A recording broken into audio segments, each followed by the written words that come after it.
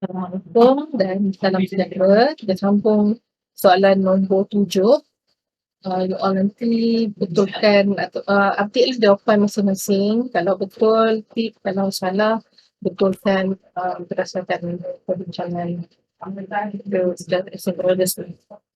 Soalan nombor 7, dia bagi boron trifluoride BF3 dan juga amonia. Boron trifluoride dan amonia, dua-dua molekul ni react ratio 1:1. Maksudnya ada satu molekul BF3, satu molekul amonia bertindak balas menghasilkan satu produk, iaitu BF3NH3. Yang ni. Jadi macam mana soalan dia? A. Explain how the bond can be formed between ammonia and BH3 by means of Lewis structure. Berdasarkan Lewis structure, macam mana boleh berlakunya pembentukan ikatan antara BF3 dengan ammonia. Kita tahu yang kita nampak dekat sini, boron tak ada lone pair. Lone pair dia semua dah digunakan untuk ikatan dengan BF3. Kalau kita tengok daripada apa tu diagram kan, daripada orbital diagram boron ada 3 valence electron, iaitu ni valence electron configuration of boron jadi 2s dan 2p. 1s cikgu tak lukis kat dalam ni sebab cikgu ambil valence electron sahaja, sebab valence electron sahaja yang terlibat dalam pembentukan ikatan. Sudah 3 valence electron. 1, 2, 3. Jadi boron ni ada 5 proton. Kalau you buat dia punya electronic configuration dia, boron 1s2, 2s2, 2p1. Yang ini yang terlibat dalam bonding dua elektron. Jadi pelukiskan tu lah 2s, 2p. Jadi untuk membentuk ikatan, boron kena ada valence electron yang available lah untuk dia contribute dalam chemical bonding dengan fluorine. Fluorine ada valence electron juga. Jadi boron hanya ada 3 valence electron, jadi dia hanya boleh membentuk 3 ikatan. 1, 2, 3. Nanti orang akan belajar detail dalam tajuk hybridization. Mungkin dah masuk dalam kuliah. Okay, lepas tu kita tengok dekat sini, boron ni dah tak ada dah valence electron dia, semua dah guna dah. 3 tu dah digunakan dengan ikatan dengan fluorine. Ammonia pula ada sepasang elektron valence yang available, boleh digunakan dengan boron. Jadi macam mana pembentukan ikatan boleh berlaku? Dengan menggunakan kedua-dua elektron, valence elektron daripada ammonia lah. Ataupun kita boleh tulis ni N in ammonia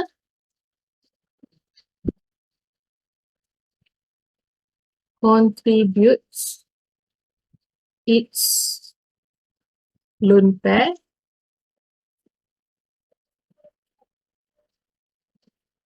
to boron in BH3.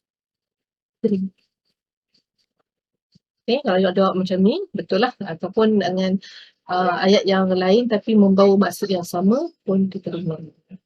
Itu soalan A. Soalan B, what type of bonding is formed between BH3 and NH3? Dia adalah covalent bond, tapi covalent bond yang contribution tu daripada satu pihak sahaja, daripada M sahaja. Boron tak contribute. Jadi nama dia adalah with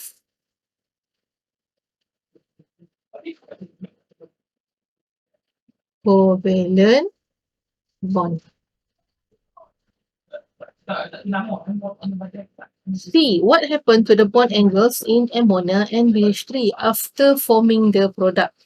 Dia tak tahu bond angle tu jadi macam mana. lepas dan sebelum. Oh, selepas terbentuk yang produk. Jadi kalau kita tengok tadi daripada sini, BF3 bentuk ni yang sebelum ni yang sebelum sebelum bentuk amonia, ni sebelum bentuk BF3. BF3 bentuk trigonal planar. Trigonal planar bond angle dia 120 degree. Untuk amonia pula bentuk trigonal pyramidal. Trigonal pyramidal, bond angle dia less than 109 ataupun dengan tepatnya amonia ni 107.3 degree. 107.3 degree. Jadi kalau kita tengok kat sini,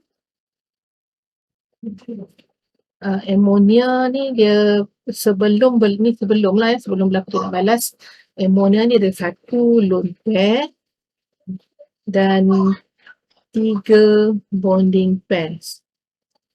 BH3O silap lah. Ni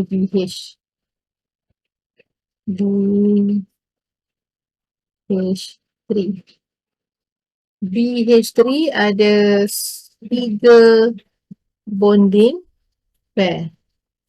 Dia tak ada lone pair. Jadi bond angle untuk amonia ni 107.3 degree. Bond angle BH3 120 degree. Bila selepas N ni contribute elektron kepada B tadi, terbentuklah reactive covalent bond. Jadi molekul yang terhasil adalah sebenarnya BF3 ke BH3? Soalan dia BF3. Tak perasan. BF3 betul lah tadi. BF3. Ini pun BF3. Okay. So, bila terhasil, terbentuk ikatan, kita akan dapat molekul begini. Ini reactive bond tadi. Jadi kalau kita tengok dekat sini, untuk boron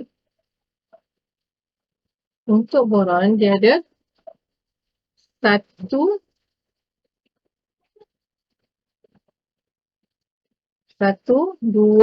3, 4. 4 bonding pair.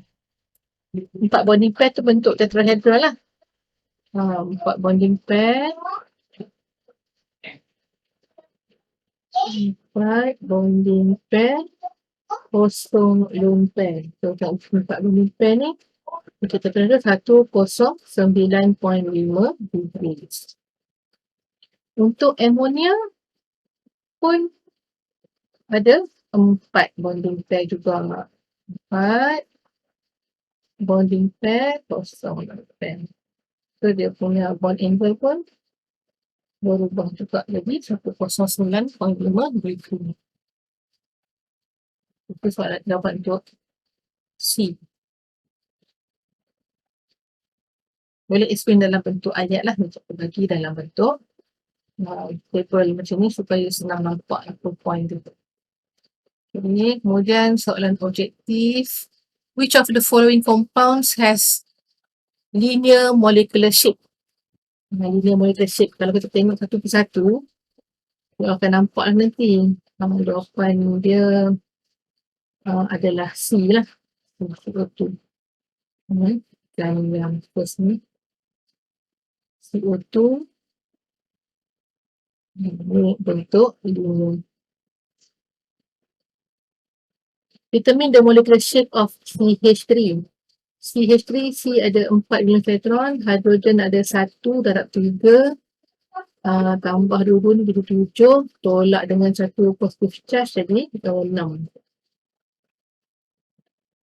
Tolak 7 tolak 1, 6. C, H, H, H, Tolak 6 habis.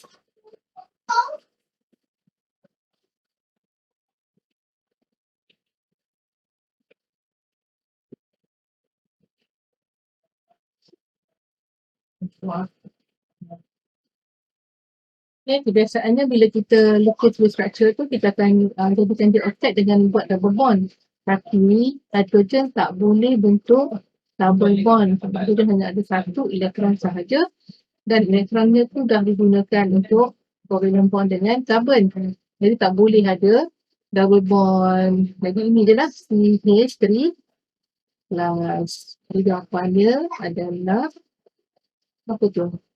Dia tak dalam pair pada temperature. Ada 3 dia bonding pair. Jadi ni AX3. AX3 bentuk diagonal planar. Macam ni bentuk dia. Ini bentuk diagonal 3 tu. Diagonal planar. Which of the central atoms given below has only one lone pair of electron? Yang mana yang ada satu lone pair elektron? Kena buat satu persatu jugalah. BF3 ni dah biasa buat kan. Dia ringkaskan. BF3 patutnya dapat macam ni lah. Dapat lone pair. Kalau SO2, S6, O6 darab 2, 12 tambah 6, 18, 18, SOO, 18 tolak 4, 14, 14 tolak 6, tolak 6, 40 tolak 12 lagi, satu 2. Dia ada satu longpen. Ni kosong longpen. Jawapan dia ni lah. Untuk H2O ni ada 2 longpen. SL tu tak ada longpen. SL tu ada 6 longpen. Ada 3 longpen. Cuba buat untuk tengok. Yang satu. 4. Which of the following molecules pair has the same molecular shape? Yang ni pun kena buat satu persatu. Compare lah BF3 dengan PCl3. Dapat molecular shape yang sama tak? Dah seterusnya lah. PCl3 dengan NBr3 compare. So sepatutnya nanti you all dapat jawapan dia B lah. PCl3 dan NBr3. PCl3 nanti cuba buat juga walaupun cikgu dah tunjuk dalam ni. You all kena juga cuba buat. Ni PCl3 ni buat start daripada tu lah, kira valence electron semua tu. NBr3. One of the basic idea and use of VSEPR theory is to predict bond angle. Ni asas dia. Tapi daripada situ kita boleh tahu daripada moment, boleh tahu bond polarity semua lah. Electronegativity dia tak boleh predict. Betul pada B. 6. Choose a compound given with dipole moment not equal to 0. Ini pun kena cuba satu per satu. Kita tengok ni, kita explain sikit. Kita tengok A. SF4. S ada 6. Fluorine 7 darab 4, 21 tambah 6, 20. 7 kali 4, 28. 28 tambah 6, 40. 28 tambah 24. 34. 28 tambah 6, 34. So, kita buat chemical structure SF4.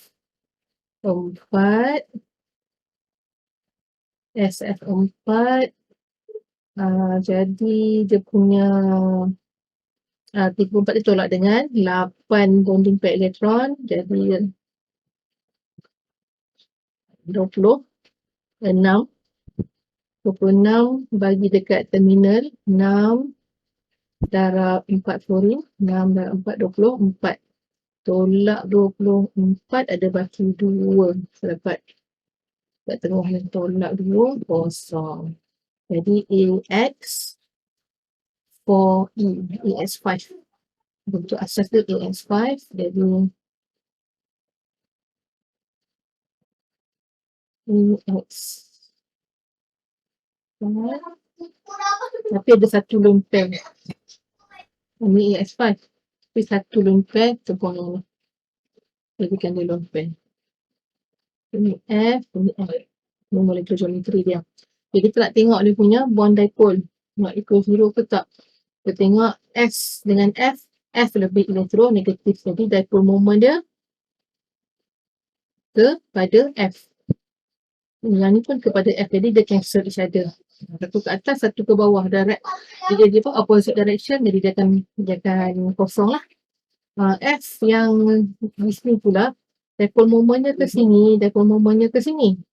Jadi dia ada resultant dipole moment ke sini. Dia akan fisik.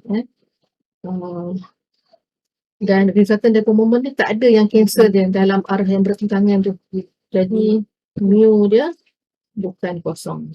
Mu kosong kalau dia ada arah bertentangan dengan nilai yang sama.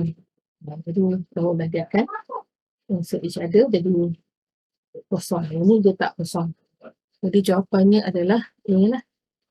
Boleh cuba dengan BCD. BCD ni awak akan dapat sebaliknya. 7. Given phosphorus and fluorine group,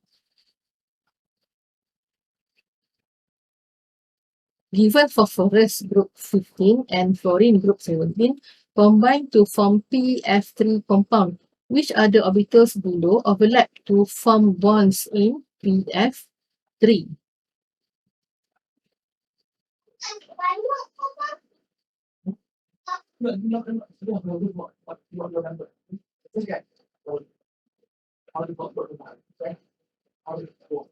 Yang ni dalam dia soalan ni dekat 4.3 ni. Ni nanti kita bincang dalam tajuk 4.3. Ingatkan cikgu balik nanti.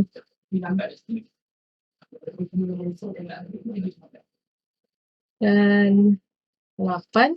Polarity of a substance depends on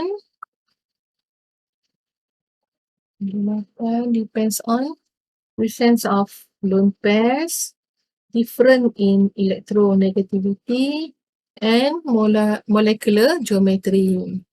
Number 9. Sulfur can form 3 compounds with fluorine. Which of these molecules are polar? 1 and 2.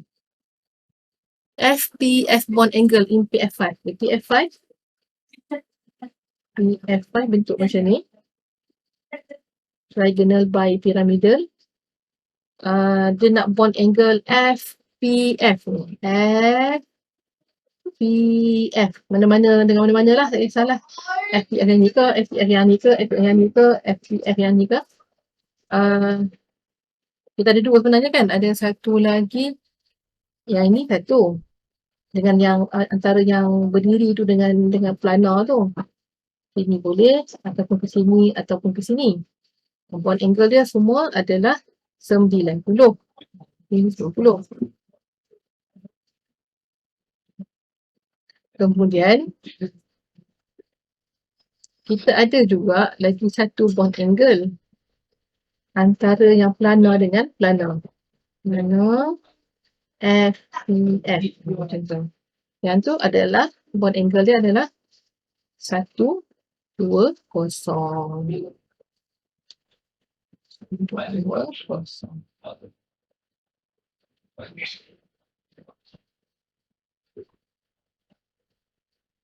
So itu adalah jawapan untuk soalan nombor 7 dan soalan objektif. Kecuali soalan nombor 7 objektif tu kita jawab dalam 4.3 nanti. Okay, selamat membetulkan jawapan. Selamat mengupdate jawapan. Jangan lupa isi EPP untuk pensyarah tutorial, pensyarah kimia cikgu lah tu. Isi dengan jujur lah. Okay. Sekian, itu sahaja. Terima kasih dan Assalamualaikum.